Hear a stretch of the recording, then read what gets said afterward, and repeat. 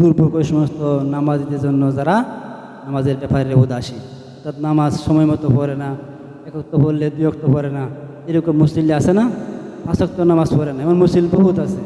মন চাইলে 1-2 ওয়াক্ত পড়ে, তারা কি লেখা হয়, মামলা লেখা হয়। কি মামলা? মিথ্যা মামলা আছে না, এরকম মিথ্যা মামলা লেখতেছে। কি কি দ্বারা হচ্ছে? কলমে তারা লোকদের জন্য দুর্ভোগ বা কষ্ট বা শাস্তি, যারা মিথ্যা কথা বলে, মিথ্যা সাক্ষ্য দেয়, মিথ্যা লেখালেখি করে, হ্যাঁ, অথবা মিথ্যা সাক্ষ্য দেওয়ার মানুষকে কি ফাঁসিতে ঝুলায়। এভাবে রেখে যেও না যে তোমার সন্তান তোমার মৃত্যুর পর অপরের কাছে হাত পাততে বাধ্য হয়। তার মানে কি? মানে আপনি যা খাওয়াবেন, যা আছে সব বেঁচে গেলে বা এই মানে আল্লাহ রাস্তায় দান করে সব শেষ করে দেবেন, আপনার সন্তানের শেষে না খাওয়া মানুষের পায়ে তারা ভিক্ষা করবে। যে আল্লাহ তোমরা এরকমভাবে সম্পদ ব্যয় করেও না যে তোমাদের পরে তোমাদের সন্তান কি অপরের কাছে হাত পাততে। 5 আগস্টে আমরা প্রমাণ পেয়ে গেছি, তারা যতই টাকা পয়সা হাজার হাজার কোটি কোটি টাকা তারা বিদেশে পাচার করেছে, তারা মনে করেছিল এই টাকা বাঁচায় রাখতে পেরেছে কি? তাদের সম্মান বলুণ্ঠিত হয়ে গেছে, তারা আজ বিতাড়িত হয়ে গেছে, মানুষের কাছে তারা কি ঘৃণিত হয়ে গেছে। ঘৃণিত হওয়াটাই একটা অপমানিত, লাঞ্ছিত হওয়া।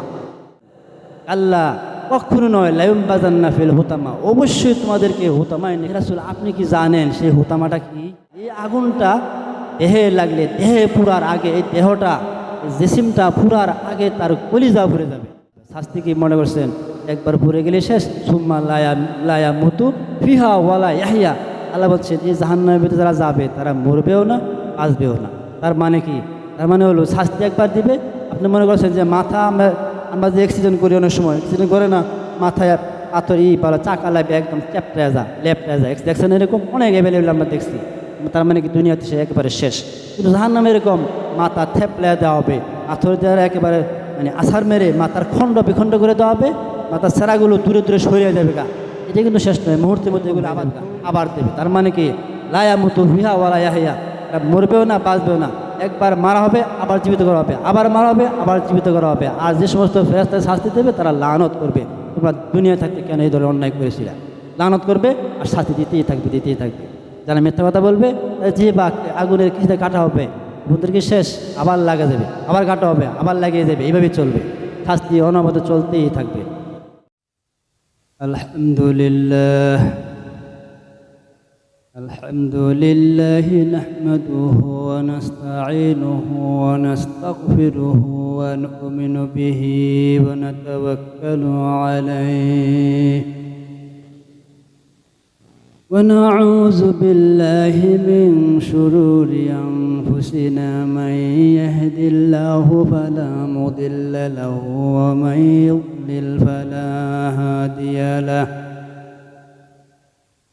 ونشهد أن لا إله إلا الله وحده لا شريك له، ونشهد أن سيدنا ومولانا محمدا عبده ورسوله الذي أرسله بالحق بشيرا ونذيرا وداعيا إلى الله بإذنه وسراجا منيرا. فقد قال الله تعالى في كلامه المجيد والفرقان الحميد: أعوذ بالله من الشيطان الرجيم. بسم الله الرحمن الرحيم. ويل لكل همزة لمزة الذي جمع مالا وعدده يحسب أن ماله أخلده كلا لينبذن في الحطمة وما أدراك ما الحطمة نار الله الموقدة التي تطلع على الأفئدة إنها عليهم مؤصدة في عمد ممددة. وقد قال الله تعالى في شان حبيبه إن الله وملائكته يصلون على النبي يا أيها الذين آمنوا صلوا عليه وسلموا تسليما. اللهم صل على محمد وعلى آل محمد كما صليت على إبراهيم وعلى آل إبراهيم إنك حميد مجيد. اللهم بارك على محمد وعلى آل محمد كما باركت على إبراهيم وعلى آل إبراهيم إنك حميد مجيد. উপস্থিত আজকের এই পবিত্র জুমার দিনে প্রত্যন্ত অঞ্চল থেকে আগত আমার পিতৃতুল্য মুরব্বী নিজাম, আমার সমবয়স্ক বয়োজ্যেষ্ঠ বয়োকনিষ্ঠ, আসসালামু আলাইকুম ওয়া রাহমাতুল্লাহি ওয়া বারাকাতুহু। আল্লাহ পাকের লাখ কোটি শুকর যে আল্লাহ রাব্বুল আলামিন আজকে আমাদের সবাইকে দুনিয়াবি ঝামেলা থেকে ফারেক হয়ে মসজিদে আসার মতো দুটি কথা বলার এবং শোনার মতো তৌফিক এনায়েত করেছেন। এই জন্য আমরা সকলে বলি আলহামদুলিল্লাহ। আল্লাহ পাকের লাখ কোটি শুকর যে আল্লাহ রাব্বুল আলামিন আজকে আমাদেরকে সুস্থ রেখেছেন। আমাদের মতো অনেক মানুষ আছে যারা অসুস্থ হয়ে হাসপাতালের বেডে কাতরাচ্ছে, কিন্তু আল্লাহ তাআলা আমাদের সবাইকে সুস্থ রেখেছেন। এর জন্য আজ আমরা এখানে আসতে পেরেছি। এই জন্য আমরা আবার বলি আলহামদুলিল্লাহ। আমি যে সূরাটা তেলাওয়াত করেছি, এই সূরার ভিতরে যে বিষয় আলোচনা করা হয়েছে, বর্তমান আমাদের মসজিদে যে কাজ চলতেছে এটার সাথে একটা মিল আছে। এই জন্য এই সূরাটা আমি আজকে তেলাওয়াত করেছি। মসজিদের কাজ চলতেছে মানে আমাদের দান খয়রাতের প্রয়োজন। আমরা যদি বেশি বেশি করে দান খয়রাত করি তাইলেই না মসজিদে আমাদের কাজটা তাড়াতাড়ি আগায় যাবে, তাই না? এই সূরার ভিতরে দান খয়রাতের বিষয়ে আলোচনা করা হয়েছে।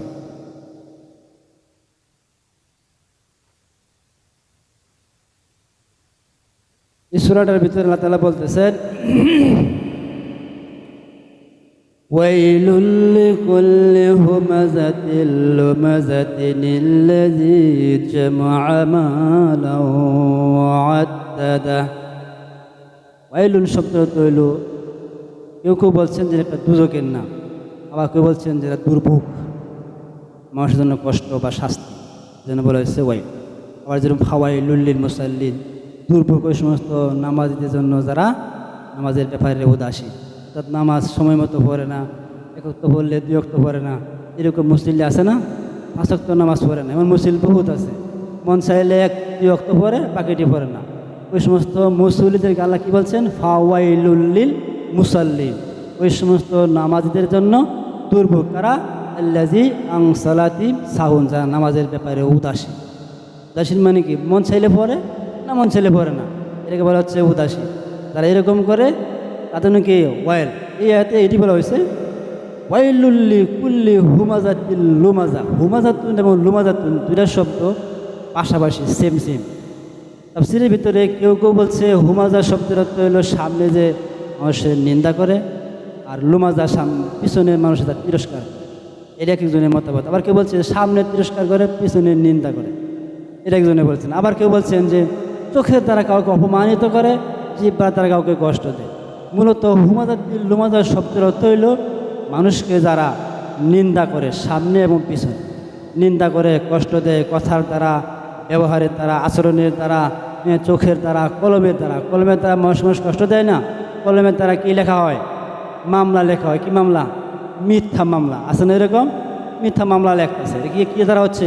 কলমের দ্বারা কষ্ট দেওয়া হচ্ছে। সূরা মুতাফফিফিনের ভিতরে আল্লাহ তাআলা বলছেন ওয়াইলুল ইয়াউমা ইযিল মুকাজ্জিবিন। আল্লাহ তাআলা বলছেন ওই সমস্ত লোকদের জন্য দুর্ভোগ বা কষ্ট বা শাস্তি যারা মিথ্যা কথা বলে, মিথ্যা সাক্ষ্য দেয়, মিথ্যা লেখালেখি করে, হ্যাঁ, অথবা মিথ্যা সাক্ষ্য দেওয়ার মানুষকে কি ফাঁসিতে ঝোলায় দেয়। এমন আছে না নাই?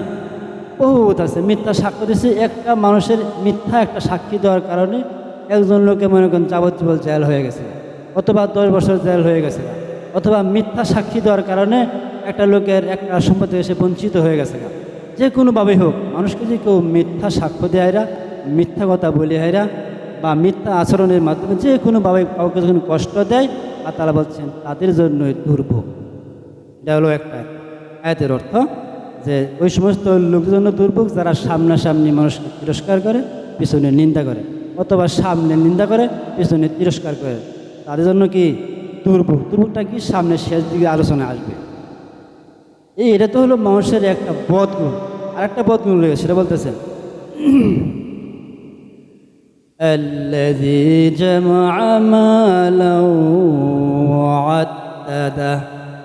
একটা দোষ হলো মানুষের আল্লাযী, যাহারা জামা মানে জমা করে, দলা করে রাখে, মালান মানে মাল সম্পদ, অর্থ সম্পদ জমা করে রাখে, ও আদাদা, আদাদুন শব্দ হলো গণনা করা, ও আদাদা মানে সে গুনে গুনে রাখে। আসলে আমাদের মধ্যে মানুষ মানে আজকে কামাই করলো 500, হয়তো না জমা করলো, আগামীকাল 500 জমা করলো, জমা করে দেখে মাসে কত হয়েছে, মানে এরকমভাবে গণনা। অর্থাৎ যা কামাই করে খালি গুনে গুনে রাখে, এর থেকে কোনো খরচ করে না। গুনে গুনে রাখার অর্থ এটা না খরচ করে সব কিছু করে আবার গুনে গুনে রাখে, এটার অর্থ এটা না। গণনা করার অর্থ হইল সে খালি গণনা করে আর জমা করে, কিন্তু এর থেকে ব্যয় করে না। এটা হলো তার দোষ। কথা ক্লিয়ার? দোষ গুণটা কী হলো? দোষটা হলো যে সে টাকা অর্থ সম্পদ খালি কামাই করে, সারাদিন কামাই করবো, চাকরি করবো, চাকরি করে হাইরা ডিউটি করার ফাঁকে বাড়িতে সাহেব বসে থাকবো না, বরং আবার আরেকটা দান্দা করবো, আর কেমনি টাকা কামাই করা যায়। অথবা ওটা থেকে এরা দেখবো অবৈধ পন্থায় আরেকটা কীভাবে কী কামাই করা যায়। এরকম লোক আছে না নাই? টাকার পিছনেই ঘুরে সারাক্ষণ। এরকম বহুত লোক আছে টাকার পিছনে ঘুরে, দুনিয়াকে যারা আঁকড়ায় ধরেছে। সোজা কথা, আল্লাহ তাআলা তার জন্য কী বলতেছেন? তাদের জন্য এই ওয়াইল বা দুর্ভোগ, যারা টাকা জমা করে গণনা করে রাখে। ইয়াহসাবু আন্না মালাহু আখলাদা, আর সে মনে করে এই সম্পদ তাকে চিরকাল বাঁচিয়ে রাখবে। এরকম কিন্তু আমাদের মধ্যে অনেক আছে, অনেক টাকা তোলা কেউ রাখবো না, কাল কাছে বিপদে ভরি। বিপদ দেওয়ার মালিককে আল্লাহ, আবার এই বিপদ থেকে উদ্ধার করার মালিকও কিন্তু আল্লাহ। যদি আপনি অর্থ সম্পদ দান করেন, গরিবকে দেন, মসজিদে দান করেন, অসহায় এতিমদেরকে দান করেন, তাহলে এই দানের উসিলা আল্লাহ কিন্তু আপনি বিপদ মুক্ত করবে। যে বিপদ আপনি টাকা জমা করে রাখবেন, খালি গণনা করবেন আর জমা করে পাহাড় জমাবেন, আপনি 1 বছরে কামাইবেন 2 লাখ, আল্লাহ এমন একটা মহামারী অথবা একটা রোগ দেওয়া দেবো, আহমের টাকা বাড়ি যাবো 2.5 লাখ, বাধ্য হয়ে দিবেন আপনি। কারণ দেখতেছেন আপনি মরা অবস্থা, মরতেছে, আজকে ক্ষেত ব্যস্ত নিয়েও দেও। তার মানে কি? তার মানে হলো সম্পদ জমা করে রাখার জিনিস নয়, জমা করে রাখা যাবে না। আপনি কামাই করছেন দিবেন, আর এর অর্থ এরকম না যে আমি 10,000 টাকা কামাইছি, মাসে আমার 8,000 টাকা খরচ হয়েছে, 2,000 টাকা রয়ে গেছে না, আমি দেখালাম 2,000 টাকা, না এরকম না। বিষয়টা এরকম যে করি তো আমরা সবই শেষ হয়ে গেলো। আল্লাহ রাসূল কিন্তু এই কথাও বলেছে যে তোমার মৃত্যুর পর তোমার সন্তানকে এভাবে রেখে যেও না যে তোমার সন্তান তোমার মৃত্যুর পর অপরের কাছে হাত পাততে বাধ্য হয়। তার মানে কি? মানে আপনি যা কামাবেন, যা আছে সব বেঁচে গেলে বা এই মানে আল্লাহ রাস্তায় দান করে সব শেষ করে দেবেন, আপনার সন্তানের শেষে না খায় মানুষের পায়ে দাঁড়া দাঁড়িয়ে ভিক্ষা করবে, এ আল্লাহ রাসূল নিষেধ করেছেন। তবে সাহাবায়ে কেরামের যে আদর্শ ছিল, ওই আদর্শের মতো কি আমরা হইতে পারবো? কখনো নয়। আবু বকরের মোতাযুদ্ধে কী করছিল? আবু বকর, উসমান, ওমর, আলী, তাদের সম্পদের কেউ অর্ধেক আনছে, কেউ 3 ভাগের 2 ভাগ নিয়ে আসছে, কেউ 3 ভাগের 1 ভাগ নিয়ে আসছে। আর ওমর তখন কী করছিল, আবু বকর তার সমস্ত সম্পত্তি যা ছিল সব নিয়ে আসছে। আল্লাহ রাসূল জিজ্ঞাসা করলেন, তুমি তোমার ঘরে কী রেখে আসছো?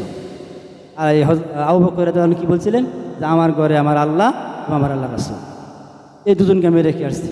কারণ তাদের আল্লাহ তাআলার প্রতি যে বিশ্বাস ছিল, অগাঢ় বিশ্বাস ছিল, ঈমান ছিল, ওইরকম ঈমানের অধিকারী কিন্তু আমরা হতে পারি নাই। আর আল্লাহ রাসূল জানেন যে আমার শেষ জমানার উম্মত এরকম কঠিন ঈমানের অধিকারী হতে পারবে না। তাই তিনি বলেছেন, তোমরা এরকমভাবে সম্পদ ব্যয় করেও না যে তোমাদের পরে তোমাদের সন্তান কি অপরের কাছে হাত পাততে বাধ্য হয়। তবে এখানে সম্পদ জমা করার যে কথাটা বলা হয়েছে, এর অর্থ হলো আপনি সম্পদকে কুক্ষিগত করবেন না। আপনি আল্লাহ রাস্তায় দান করবেন, গরিবকে দিবেন, মসজিদও দিবেন, কিছু জমাও রাখবেন, এটা নিষেধ নেই। কথা ক্লিয়ার? এরপর কথা বলতেছেন, ইয়াহসাবু আন্না মাল আখলাদা, সে মনে করে এই সম্পদ তারা কী করবো, চিরকাল বাঁচায় রাখবো। আমাদের মধ্যে যারা অর্থ সম্পদশালী তারা এরকমই মনে করে, এরকম মনে করে দেখে তার কোটি কোটি টাকা আছে, তার সমানে সম্পদ অবৈধ পন্থায় কামাই করে, বাড়ি গাড়ি, দেশে বাড়ি বিদেশে বাড়ি, টাকা পয়সার কোনো অভাব নাই, তারা কামাই করে রাখে। তারা মনে করে এটাতে বাঁচায় রাখবো, কিন্তু কি রাখতে পারছে? রাখতে পারেনি। এটা আমরা 5 আগস্টে আমরা প্রমাণ পেয়ে গেছি। তারা যতই টাকা পয়সা হাজার হাজার কোটি কোটি টাকা তারা বিদেশে পাচার করেছে, তারা মনে করেছিল এই টাকা বাঁচায় রাখবে। রাখতে পেরেছে কি? তাদের সম্মান বলুণ্ঠিত হয়ে গেছে, তারা আজ বিতাড়িত হয়ে গেছে। মানুষের কাছে তারা কি ঘৃণিত হয়ে গেছে। ঘৃণিত হওয়াটাই একটা অপমানিত, লাঞ্ছিত হওয়া। এবার আসেন তারা কি বলতেছেন,